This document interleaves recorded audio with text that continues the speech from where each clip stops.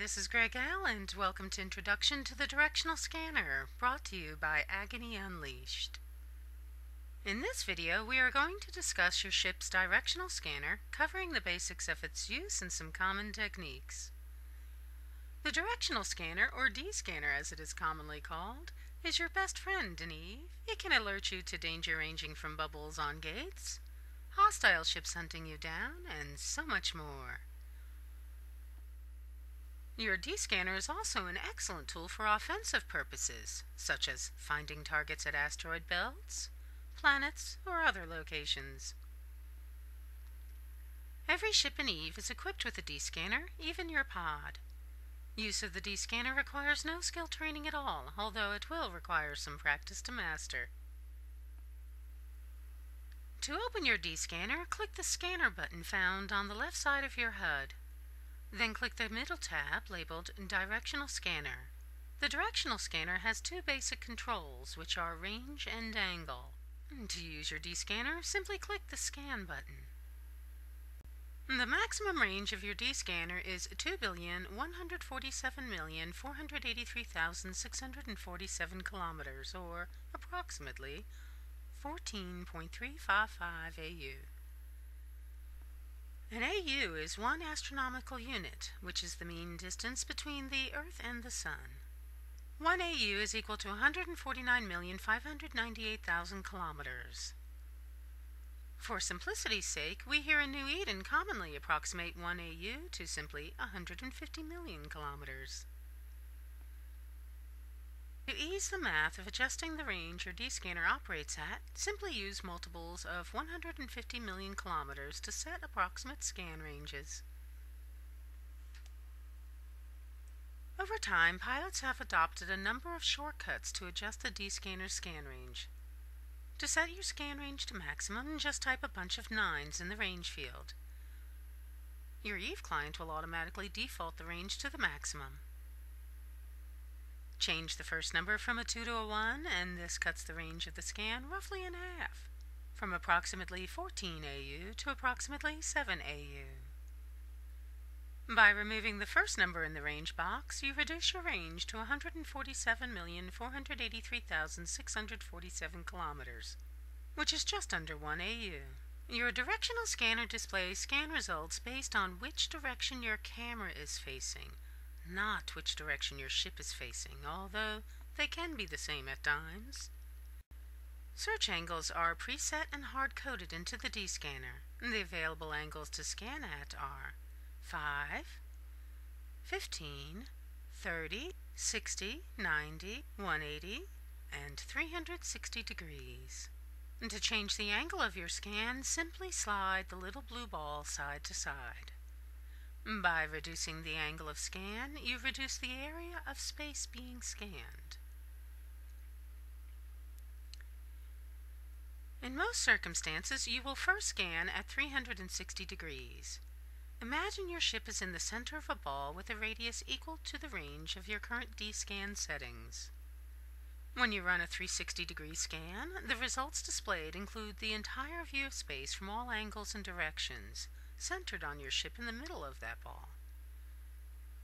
As you adjust the angle of your D-scanner, the area of space scanned reduces from a full ball around you to a cone of space radiating out from your ship.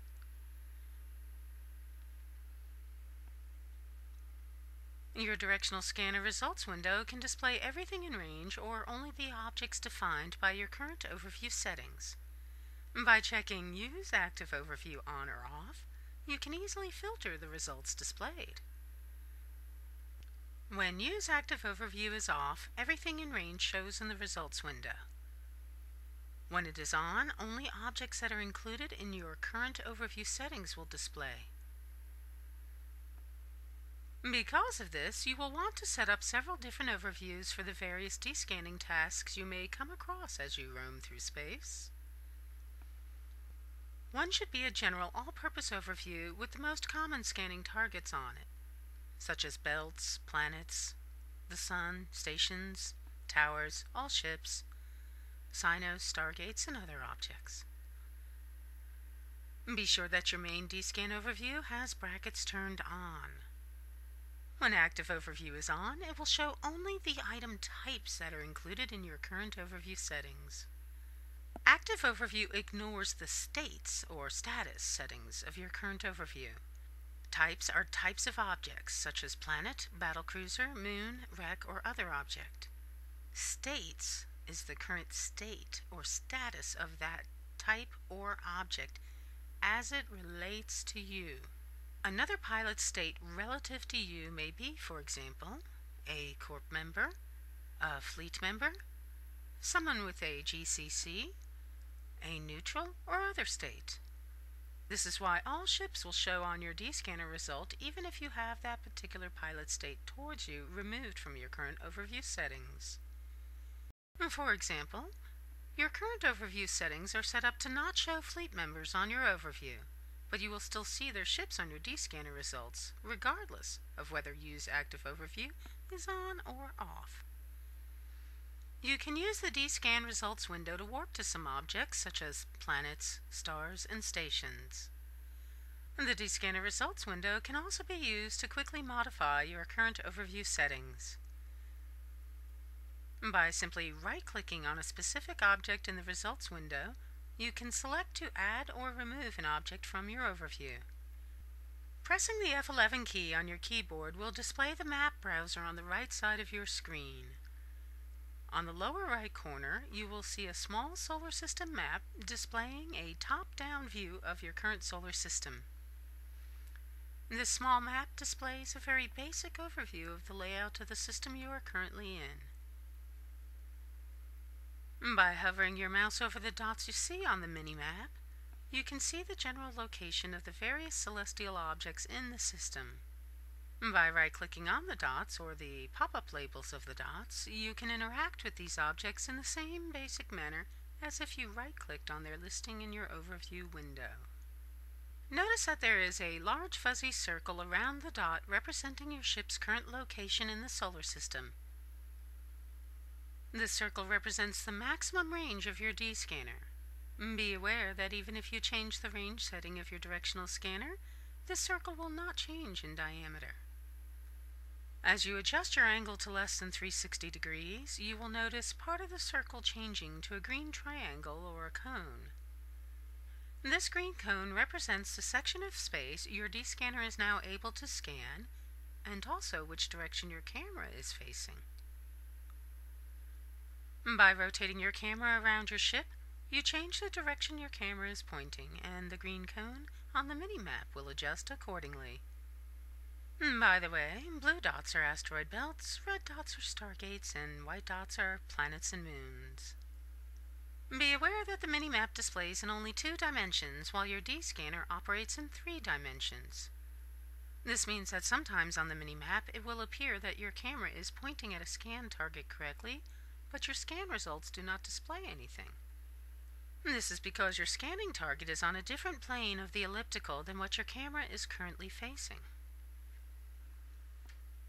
When D-scanning at narrow angles, to line up your camera on the same plane and in the same direction of your target, simply click the nearest celestial object to your scan target on your overview. This will put a square box around that object's bracket, or icon, on the screen, and this makes it much easier to locate it on your screen. Then rotate your camera around until the bracket representing that object is basically directly in front of you. Now, press the Alt button on your keyboard and hold it down. A square bracket representing your ship's current location will appear in the middle of your screen.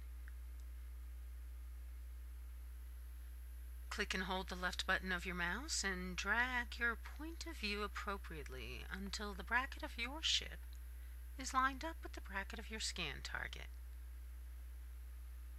Then click the Scan button.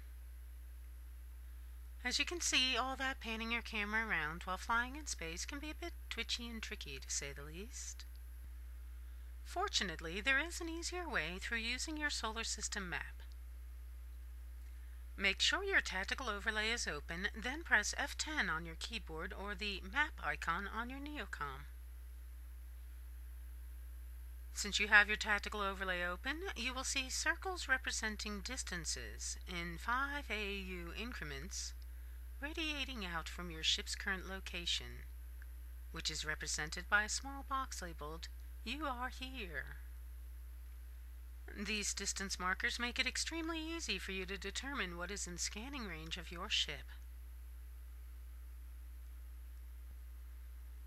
Using your mouse wheel, scroll in or out as needed so you can easily view both your scan target bracket and your own location.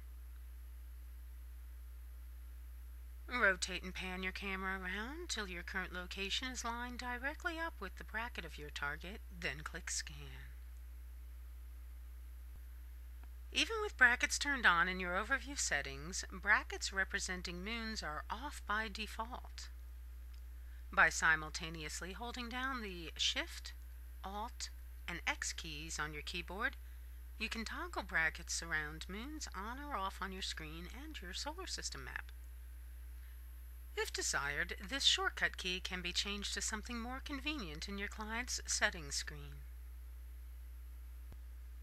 Now let's put all of this information into practical use and have some fun scanning down some targets.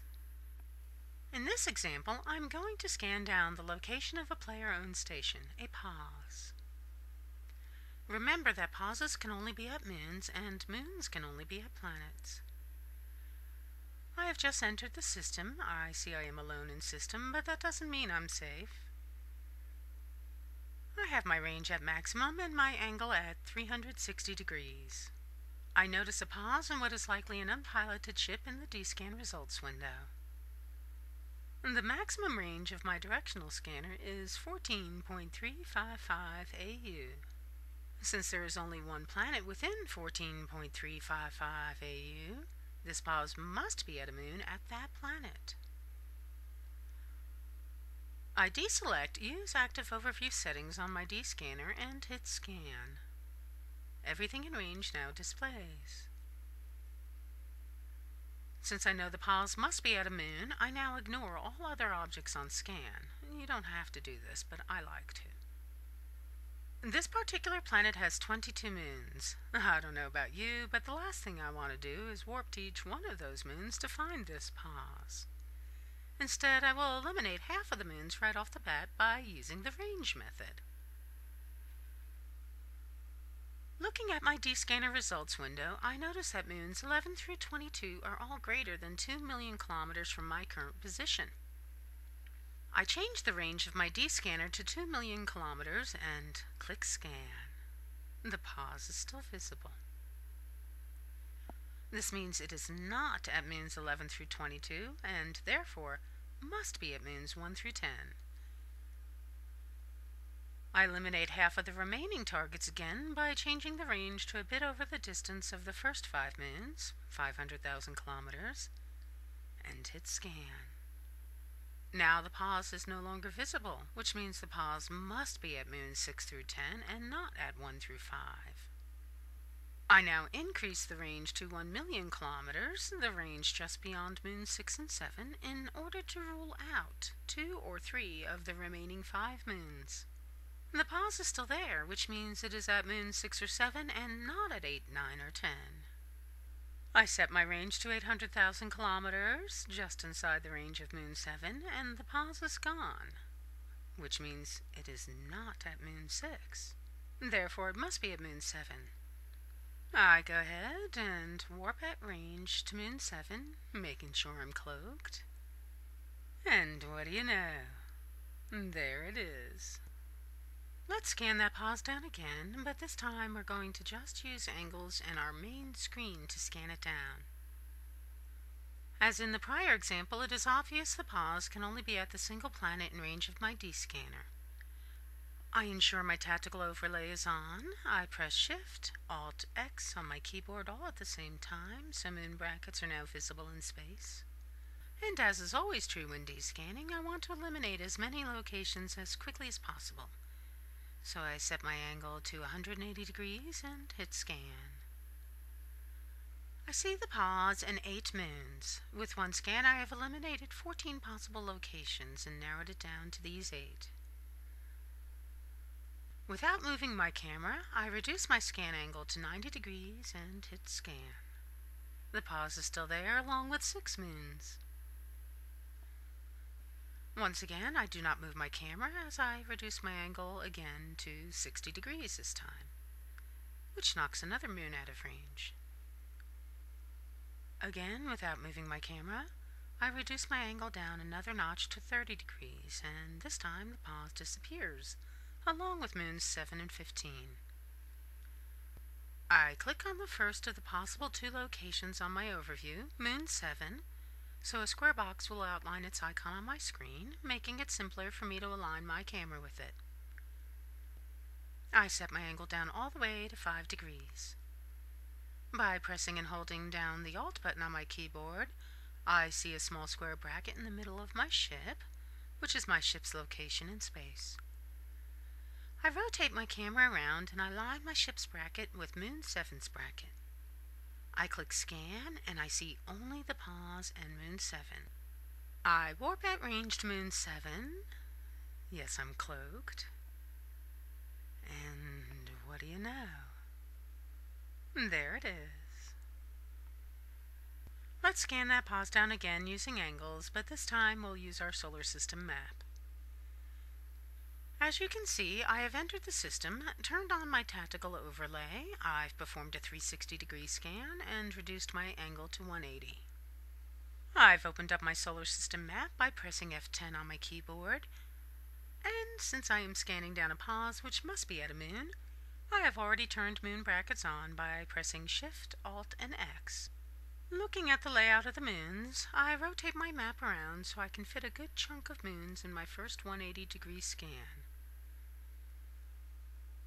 I line my ship up on the same basic plane of the elliptical as these moons, and click Scan. The pause is still visible, along with 8 moons. I reduce my angle to 90 degrees and scan again. 2 more moons are no longer in scan range, leaving 6. Again, without moving my camera, I reduce my angle to 60 degrees, but this time the pause is no longer visible. That means the pause is not at these 4 moons. I'm now down to only these 2 possible locations for this pause. I click on the first moon on my overview, so a white square box will display around this moon's bracket on my solar system map. I line my ship up with that moon's bracket, and I reduce my angle of scan all the way down to 5 degrees. The pause remains visible on my scan results, along with only this 1 moon, so the pause must be at this moon. I warp at range to the moon, and what do you know? There it is. Let's face it, scanning down a pause is, well, boring. We want to scan down targets, live targets. In this example, I have entered a system and there is 1 person in local. He's not visible on my first 360-degree scan. Looking at my F11 map, I select a location to warp to that provides me a line of travel that covers as much of the system as possible. As I warp across the system, I continuously click my D-scanner to see if I can find where the target is at. I never see him on scan, therefore he must be at the 1 cluster of objects in this system that my path of travel did not cover. I warp to that cluster, descanning the entire way. The moment his ship shows in my scan results window, I stop descanning, because the scan results have already nicely narrowed down the possible location of this Care Bear. I deselect Use Active Overview so I can see everything, and since I see Rex on scan, the odds are high this ship is at an asteroid belt, so I will concentrate my scan on the belts first. This one is easy because there are only 2 belts here. I line up my scan with the first belt, reduce my angle, and see Rex, but no Drake. He must be at the other belt, and because time is always of the essence when scanning, I don't even bother scanning the other belt. I just go ahead and warp there. And what do you know? There he is. Of course, we won't always be lucky and find people at belts. Sometimes they will be at anomalies. In this example, I've entered the system and I see a Drake merrily creating a mess of wrecks in my nice clean solar system. I click the System Scanner tab in my scanner window and I press the Scan button. There are 2 anomalies in this system at the moment, both of which are 27 AU away from my current location. I press F10 on my keyboard to open my solar system map, and I find 2 green arrows indicating the location of these anomalies. I warp to a celestial object that is within 14 AU of these anomalies. In this case, I choose to warp to the Sun. I click on the Directional Scanner tab and slide the range down to about 30 degrees. I line up my ship's location with the first of the anomalies and click Scan. And since the Drake is in the results, I quickly warp to that anomaly. What do you know? There he is. Now, as you have seen, the Directional Scanner is a powerful and flexible tool, one that, while simple to operate, will take some practice to master. I've demonstrated several different ways I use the range and angle controls to scan down targets at celestial and other warpable objects. Practice using your D-scanner as you roam through space, and over time you will develop scanning techniques that work best for you as you quickly master its powerful abilities. For more information about Agony Unleashed, visit www.agony-unleashed.com. This is Greg Al of Agony Unleashed. Hope to see you on Grid soon.